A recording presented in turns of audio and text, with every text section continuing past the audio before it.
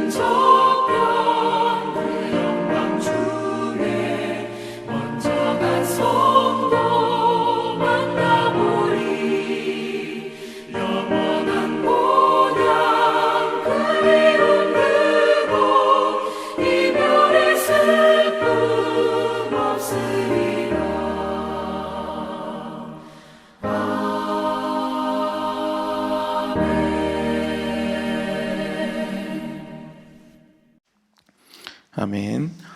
오늘 하나님께서 우리에게 주시는 말씀은 호세아 8장입니다.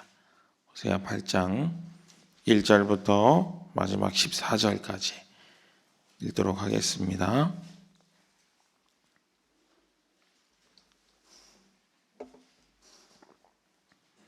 호세아 8장 1절부터 14절입니다. 제가 읽겠습니다. 나팔을 내 입에 댈지어다. 원수가 독수리처럼 여호와의 집에 덮치리니 이는 그들이 내 언약을 어기며 내 율법을 범함이로다. 그들이 장차 내게 부르짖기를 나의 하나님이여 우리 이스라엘이 주를 아나이다 하리라. 이스라엘이 이미 선을 버렸으니 원수가 그를 따를 것이라. 그들이 왕들을 세웠으나 내게서 난 것이 아니며 그들이 지도자들을 세웠으나 내가 모르는 바이며 그들이 또 그 금으로 자기를 위하여 우상을 만들었나니 결국은 파괴되고 말리라. 사마리아여 내 송아지는 버려졌느니라. 내 진노가 무리를 향하여 타오르나니 그들이 어느 때에야 무죄하겠느냐. 이것은 이스라엘에서 나고 장인이 만든 것이라 참 신이 아니니 사마리아의 송아지가 산산조각이 나리라. 그들이 바람을 심고 광풍을 거둘 것이라 심은 것이 줄기가 없으며 이삭은 열매를 맺지 못할 것이요 혹시 맺을지라도 이방 사람이 삼키리라. 이스라엘은 이미 삼켜졌은즉 이제 여러 나라 가운데 있는 것이 즐겨 쓰지 아니하는 그릇 같도다. 그들이 홀로 떨어진 들나귀처럼 아수르로 갔고 에브라임이 값주고 사랑하는 자들을 얻었도다. 그들이 여러 나라에게 값을 주었을지라도 이제 내가 그들을 모으리니 그들은 지도자의 임금이 지어준 짐으로 말미암아 쇠하기 시작하리라. 에브라임은 죄를 위하여 제단을 많이 만들었더니 그 제단이 그에게 범죄하게 하는 것이 되었도다. 내가 그를 위하여 내 율법을 만 가지로 기록하였으나 그들은 이상한 것으로 여기도다.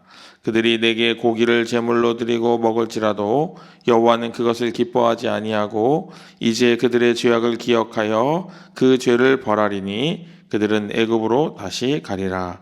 이스라엘은 자기를 지으신 이를 잊어버리고 왕궁들을 세웠으며 유다는 견고한 성읍을 많이 쌓았으나 내가 그 성읍들에 불을 보내어 그 성들을 삼키게 하리라. 아멘. 약 40년 동안 하나님의 말씀을 대언해온 호세아의 이야기가 이제 중반부에 있습니다. 이제 여러분들이 오늘 아마 호세아서를 다 읽게 되실 텐데 호세아서의 메시지는 거의 하나입니다. 뭐냐면 하나님을 배신했다 그런 거예요. 다른 우상을 섬겼다. 언약을 지키지 않았다 이런 거죠. 그런데 이런 내용을 더 우리에게 더 잘 전달하기 위해서 호세아는 반복적으로 같은 이야기를 다른 방법으로 전달할 뿐만 아니라 호세아가 시작될 때 우리가 잘 아는 바와 같이 고멜이라고 하는 여인과 하나님께서 결혼하도록 하셔가지고 그것을 직접 삶으로 보여주는 그런 것들을 우리가 알고 있습니다. 인생에서 우리가 살아가면서 만나게 되는 여러 가지 사랑하는 관계들이 있어요. 한 4가지 정도로 요약이 될 수 있을 것 같은데 첫 번째로 부모와 자식 간의 사랑입니다. 그래서 그 부모와 자식, 아이가 처음 딱 태어나서 이제 부모와 관계를 맺잖아요. 그래서 스트로게라고 해가지고 부모와 자식 간의 사랑이 있습니다. 그리고 이 아이가 막 자라나면은 이제 어느 순간 되면은 이제 처음에는 엄마 껌딱지, 아빠 껌딱지 하다가 이제 나중에는 어떻게 되죠? 같이 가자고 해도 그냥 지 안 간다고 하고 친구들만 바라죠. 그래서 친구와의 사랑이 시작됩니다. 그래서 필리아라고 해가지고 친구 간의 관계를 통해서 아이가 성장합니다. 그렇게 하다가 이제 여러 관계들 속에 있지만 그래도 자기가 뭔가 외로움을 느껴요. 그래서 누구를 만나냐면은 이제 배필을 만나죠. 그래서 그 이제 에로스라고 합니다. 그래서 남녀 간의 사랑이 있습니다. 그렇게 하고 이제 그 모든 사랑을 겪고 이제 크다 보면은 그래도 공허함이 있어요. 그 공허함을 채울 수 있는 마지막 사랑이 바로 하나님 사랑 아가페입니다. 이런 사랑의 모습들을 쭉쭉쭉 겪어가는데 오늘 특별히 호세아서는 우리에게 에로스에 빗대서 아가페를 설명해 주려고 하고 있어요. 그 아가페가 얼마나 큰지 우리가 알 수 없기 때문에 또 그 아가페의 속성 중에도 질투하시는 마음이 있기 때문에 그것을 우리에게 보여주고 있습니다. 우리 1절 말씀 같이 한번 볼까요? 1절 말씀 같이 읽겠습니다. 나팔을 내 입에 댈지어다 원수가 독수리처럼 여호와의 집에 덮치리니 이는 그들이 내 언약을 어기며 내 율법을 범함이로다. 아멘. 여기 보면 언약이 나오죠. 이 언약은 우리가 호세아의 관점에서 그 에로스의 관점을 가지고 있는 호세아의 그 시각에서 바라볼 때 이 언약은 결혼 언약 같이 생각이 됩니다. 여러분 결혼하실 때 하객들 많이 오셨나요? 하객들 다 모아놓고 뭐 하나요? 언약을 합니다. 그때 언약을 해요. 계약서를 쓰진 않아요. 그 자리에서 자 보시죠. 자 계약 씁니다. 도장 찍습니다. 이러지 않아요. 뭐라고 하냐면은 물어봅니다. 그렇죠? 검은 머리 파뿌리 되도록 비가 오나 눈이 오나 사랑하겠습니까? 그러면은 신부는 어떻게 대답합니까? 네 이래죠. 그죠? 그러면 주례자가 대답해 주 미리 얘기해 주죠. 지금 신부가 예쁘게 대답했습니다. 이러잖아요. 그죠? 근데 신랑은 어떻게 대답합니까? 네 그럽니다. 힘차게. 목소리 작으면은 주례자가 다시 물어봐요. 뭐라고요? 그 정도 가지고 되겠냐고 하면서 물어봅니다. 그렇죠? 근데 놀라운 사실은 그걸 잊고 살아요. 부부간의 관계를 하는 가운데 이 언약을 자꾸 잊어버려요. 자꾸 잊어버려요. 내가 검은 머리 파뿌리 아직 파뿌리 안 됐잖아요. 비가 오나 눈이 오나 사랑한다고 했잖아요. 슬픈 일이 있으나 기쁜 일이 있으나 사랑한다고 했는데 이 언약을 자꾸 잊어버려요. 자꾸 잊어버리고 오히려 다른 남편들이 어떻게 하는지 다른 부인들이 어떻게 하는지 그것만 바라보기 급급합니다. 근데 하나님도 그 이야기를 하시는 거예요. 내 언약을 어기며 그래요. 하나님과 이스라엘 백성이 언약을 맺었는데 그걸 어기고 있다는 거예요. 기억을 못하고 있다. 그걸 또 잊어버리고 있다. 자꾸 잊어버리고 있다. 내가 너희를 사랑하는 유일한 하나님인데 그걸 잊어버리고 자꾸 다른 눈에 보이는 신에게 너희들이 가고 있다. 그 이야기를 하고 있잖아요. 여기 보면 이제 8장에 특별히 등장하는 게 이제 금, 은으로 만든 송아지. 여러분 출애굽기에도 막 계속 나왔죠. 그 송아지 그게 뭐라고 맨날 송아지가 나와요. 그렇죠? 그래가지고 이 송아지와 하나님을 비교하고 이 8장쯤에 왔을 때는 더 나쁜 게 죄질이 나쁜 게 뭐냐면 이걸 섞어요. 여호와와 송아지를 섞어가지고 혼합해가지고 다다 익선인 줄 알고 많으면 좋은 줄 알고 하나님과 바알신과 이런 걸 다 섞어가지고 하나님을 자꾸 호도하고 있는 거죠. 그것에 대해서 하나님이 답답하신 거예요. 1절에 우리가 읽은 대로 뭐라고 했냐면 원수가 독수리처럼 여호와의 집에 덮친다 그랬어요. 여호와의 집이 어디냐면 이스라엘이거든요. 그 든든한 여호와의 집을 독수리가 덮친다는 거예요. 독수리가. 왜 그러냐? 이는 이유를 말해주는 거거든요. 왜 그렇게 됐냐? 왜 독수리가 그 든든하고 견고했던 여호와의 집을 덮쳤냐? 그들이 언약을 어기며 율법을 범하였기 때문이다 하는 거예요. 여러분 하나님이 보이실까요? 안 보이실까요? 물리적으로. 물리적으로는 안 보여요. 우리 마음으로는 보이잖아요. 그렇죠? 그런데 안 보이다 보니까 하나님께서는 우리에게 뭘 주셨냐면은 말씀을 주신 거예요. 말씀을. 그 말씀을 붙잡으면은 하나님을 붙잡는 거고 말씀을 놓치면은 하나님을 놓치는 거예요. 율법을 범했다는 것은 말씀을 놓쳤다는 거예요. 말씀을 마음에 품어 섬겨두지 않았다는 거예요. 여러분 우리가 좋아하는 성경 구절이 있잖아요. 그 구절을 늘 묵상하면서 그 구절대로 살려고 노력하면서 그게 하나님의 말씀을 붙잡는 건데 그걸 하지 못했다는 거예요. 그러면서 2절에 보니까 그들이 장차 내게 부르짖기를 나의 하나님이여 우리 이스라엘이 주를 아나이다 하리라 그래요. 여기 알다라고 하는 단어가 쓰였잖아요. 아나이다 할 때 이 알다라고 하는 단어 야다라고 하는 단어인데 이 야다는 하나님이 우리의 심정까지 속속들이 알다 할 때 쓰는 단어예요. 그래서 지금 어디다 쓰고 있죠? 이스라엘이 하나님을 안다 할 때 쓰고 있어요. 이 말은 합당한 말이 아니에요. 그리고 굉장히 교만하고 잘못된 말이에요. 그런데 이 말만 남아있다는 거예요. 말만 남아있다. 요즘 젊은이들이 예배를 드릴 때 참 좋은 찬양들이 많이 있어요. 그런데 그 찬양을 진심으로 고백하는 청년이 얼마나 있을까, 젊은이가 얼마나 있을까, 그런 생각이 듭니다. 안다고 생각하지만 아는 것이 아니에요. 내가 늘 입술로 고백하지만 그 입술로 고백이 되지 않아요. 왜 그러냐면 우리의 삶으로 담아내지 못했기 때문입니다. 그래서 8절에 보면 여러분 뭐라고 되냐면 이스라엘은 이미 삼켜졌은즉 이제 여러 나라 가운데 있는 것이 즐겨 쓰지 아니하는 그릇 같도다 그래요. 여러분 이거는 너무나도 슬픈 일이에요. 여러분이 그릇으로 지어졌다고 해봅시다. 그릇으로 지어졌어요. 그릇의 가장 큰 행복은 뭘까요? 그릇의 가장 큰 행복, 음식을 담는 거죠. 주인이 좋아하는 음식을 담아내는 게 그릇의 최대 행복이에요. 그리고 주인이 나 이 그릇에다 먹으면 뭘 먹어도 맛있는 것 같아, 이렇게 말하면 얼마나 행복하겠어요. 그렇죠? 근데 지금 이스라엘은 어떻게 됐다고요? 즐겨 쓰지 아니하는 그릇같이 되었다.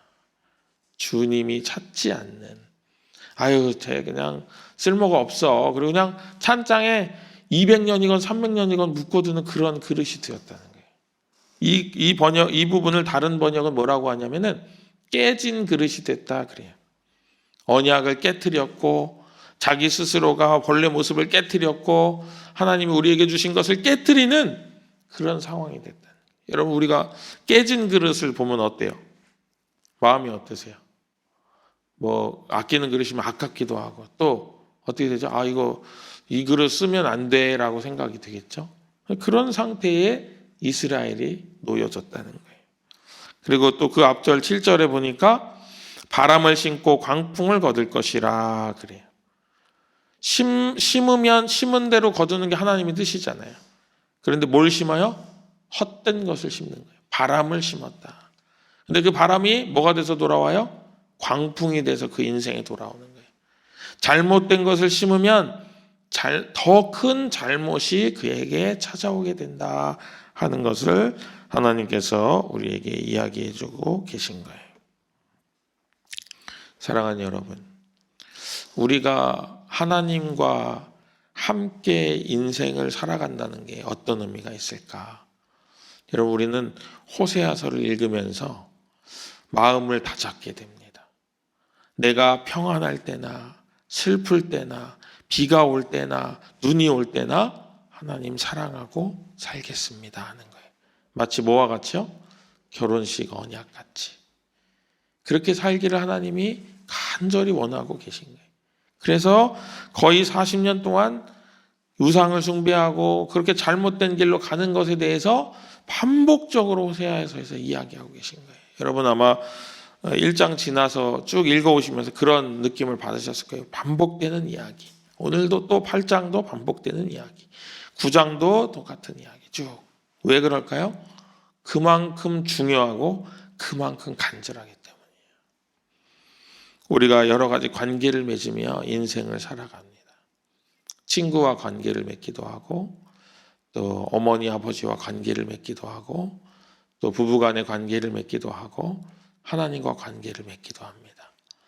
그런데 우리의 모습, 우리가 하나님과 맺고 있는 관계 속에는 과연 그 부부간에 맺었던 언약을 포괄할 만큼 넓은 사랑이 있는지 그것을 우리가 오늘 점검해 봐야 될 것 같습니다. 하나님께서는 그 모든 것을 포괄한 사랑으로 우리를 대하고 계신데 우리는 그냥 어떤 종교적인 의례나 종교적인 제의에 빠져가지고 그것만 추구하고 있지는 않은지, 내 삶의 호흡과 호흡, 발걸음과 발걸음, 손을 들고 손을 내림 가운데 하나님의 사랑이 담겨 있는지, 그것을 묵상하고 있는지, 그것을 담아내려고 노력하고 있는지 그것을 생각해보는 오늘 하루가 되었으면 좋겠습니다.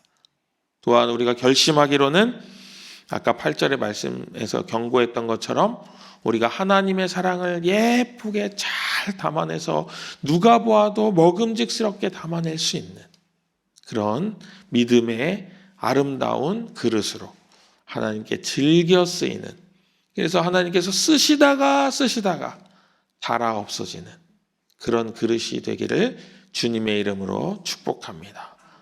더불어 내가 변질되고 내가 언약을 잊어버리고 내가 언약을 깨어버려서 깨어진 그릇같이 변해서 하나님께 버림받는 일이 없도록 오늘 하루 우리 마음을 더욱 겸비하며 나아가시는 귀하고 복된 우리 모두의 순간순간과 삶이 되시기를 다시 한번 주님의 이름으로 축복합니다. 기도하겠습니다. 은혜로우신 하나님 아버지, 저희들은 그릇이고 하나님은 토기장이신 줄을 믿습니다. 우리는 어떤 용도로 지어졌는지 잘 알지 못하면서 하나님이 나를 지으신 목적을 이해하려고 하지 아니하고 세상이 보여주는 대로 세상이 내 앞에 부딪혀 오는 대로만 살려고 했던 이 부족한 모습을 회개하오니 주여 용서하여 주옵소서.